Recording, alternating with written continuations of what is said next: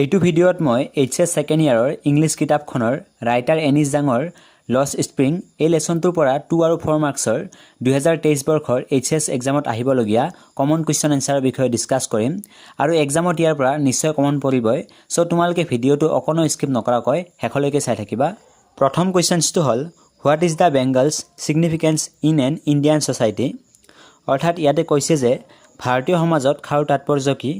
এইটো খুবেই ইম্পৰ্টেণ্ট তোমালোকৰ এক্সামৰ বাবে, প্ৰায়ভাগ এক্সামত ৰিপিট হয় সো ভালকৈ চাবা। ইয়াৰে এনচাৰটো হ'ল bangles have a very significant place in an Indian society. Bangle symbol is an Indian women's suhag. They are regarded as auspiciousness things in marriage moreover. Bangles play a important role in our society. ইয়াতে কৈছে যে ভাৰতীয় সমাজত খাৰুৰ এক অতি গুৰুত্বপূৰ্ণ স্থান আছে। খাৰুবোৰ এগৰাকী ভাৰতীয় মহিলাৰ সুহাগৰ প্ৰতীক আৰু খাৰুবোৰ তেওঁলোকৰ বিবাহৰ শুভ বস্তু হিচাপে গণ্য কৰা হয়।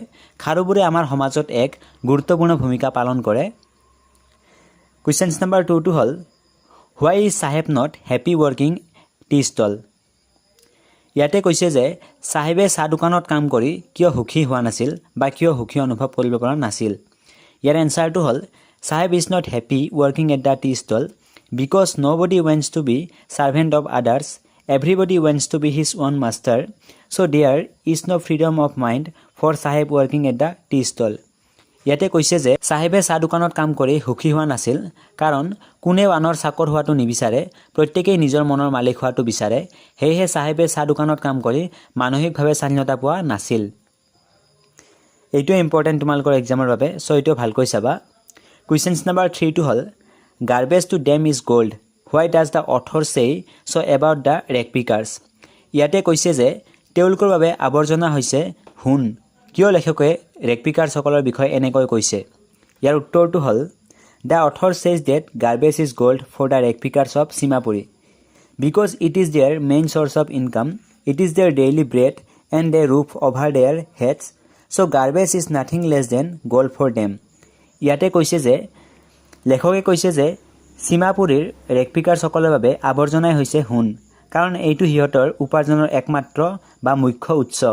এইটো তেওঁলোকৰ বাস কৰাৰ দৈনন্দিন পিঠা আৰু তেওঁলোকৰ মূৰৰ ওপৰৰ এখন ছাল বা বোজা। সেয়েহে আৱৰ্জনা সোণতকৈ কোনো গুণেই কম নহয় তেওঁলোকৰ বাবে। কুৱেশ্যন নম্বৰ 4 হ'ল what is the irony inherent in Saheb full name. এইবাৰৰ এক্সামৰ বাবে এই কুৱেশ্যনটো খুবেই ইম্পৰ্টেণ্ট সো এইটো ভালকৈ চাবা তোমালোকে। ইয়াতে কৈছে যে চাহেবৰ সম্পূৰ্ণ নামৰ অন্তৰ্নিহিত বিড়ম্বনা কি।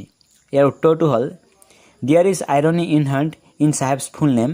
চাহেব full name is Sahebe Alam which means lord of the universe but the Saheb is a barefoot rag pickers who roams in the street and looks for gold in the garbage dumps. চাহেবৰ সম্পূৰ্ণ নামৰ অন্তৰ্নিহিত বিড়ম্বনা আছে।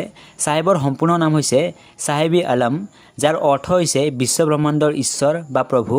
কিন্তু এই চাহেবে এজন খালী ভৰিৰ ৰেগ পিকাৰ্ছ যি ৰাস্তাত ঘূৰি ফুৰে আৰু আৱৰ্জনাৰ স্তূপত সোণ বিচাৰি ফুৰে। কুৱেশ্যন নম্বৰ 5 হ'ল what is Saheb looking for in the garbage dumps, where is he and where has he কাম।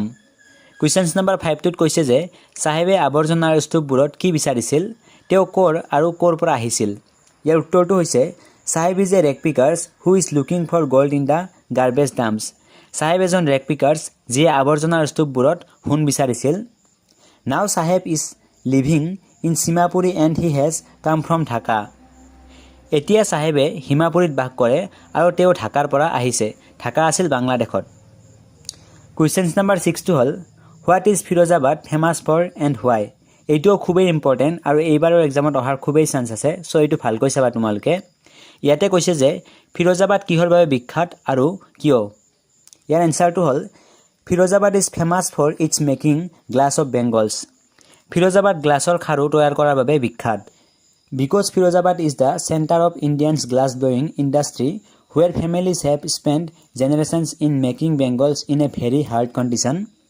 ইয়াতে কৈছে যে কাৰণ ফিৰোজাবাদ হৈছে ভাৰতীয় গ্লাছ ব্লয়িং উদ্যোগৰ কেন্দ্ৰ য'ত পৰিয়ালবোৰে অতি কঠিন পৰিস্থিতিত খাৰু বনোৱাত প্ৰজন্ম অতিবাহিত কৰিছে। কুৱেশ্যন নম্বৰ 7 আৰু একেবাৰে শেষৰ কুৱেশ্যনটো হৈছে what explanation does the author offer for the children not wearing footwear. অৰ্থাৎ ইয়াতে কৈছে যে জোতা পৰিধান নকৰা শিশুসকলৰ বাবে লেখকে কি ব্যাখ্যা আগবঢ়াইছে। এইটোৱে খুবেই ইম্পৰ্টেণ্ট এক্সামৰ বাবে, সব ভালকৈ চাবা। ইয়াৰ উত্তৰটো হ'ল the author offers explanation for the children not wearing footwear that is not lack of money to stay barefoot but a tradition actually lack of money is the most valid explanation. ইয়াতে কৈছে যে লেখকে শিশুসকলে জোতা পৰিধান কৰা নাই বুলি ব্যাখ্যা আগবঢ়াইছে যে তেওঁলোকে খালী ভৰি থকাটো টকাৰ অভাৱ নহয়, কিন্তু এইটো এটা পৰম্পৰা। প্ৰকৃততে টকাৰ অভাৱ হৈছে আটাইতকৈ বৈধ ব্যাখ্যা। তোমালোকক যদি এই লেচনটোৰ পৰা 4 আৰু 1 মাৰ্কছৰ কুৱেশ্যনসমূহ লাগে তেতিয়াহ'লে তোমালোকে তলত কমেণ্ট কৰা, পৰৱৰ্তী ভিডিঅ'ত মই নিশ্চয় দিম। আৰু এই ভিডিঅ'টো চাই যদি ভাল পালা তেতিয়াহ'লে তোমালোকৰ বন্ধুবৰ্গলৈ এই ভিডিঅ'টো শ্বেয়াৰ কৰি দিবা। আৰু চেনেলটোত যদি প্ৰথমবাৰৰ বাবে ভিজিট কৰিছা তেতিয়াহ'লে এই চেনেলটোক ছাবস্ক্ৰাইব কৰি কাষত থকা বেল আইকনটো প্ৰেছ কৰি দিবা আগলৈ এনেকুৱা ধৰণৰ ইনফৰ্মেটিভ ভিডিঅ'সমূহ পাই থাকিবৰ বাবে। তেতিয়ালৈকে থেংক ইউ ছ' মাছ। জয় আই অসম।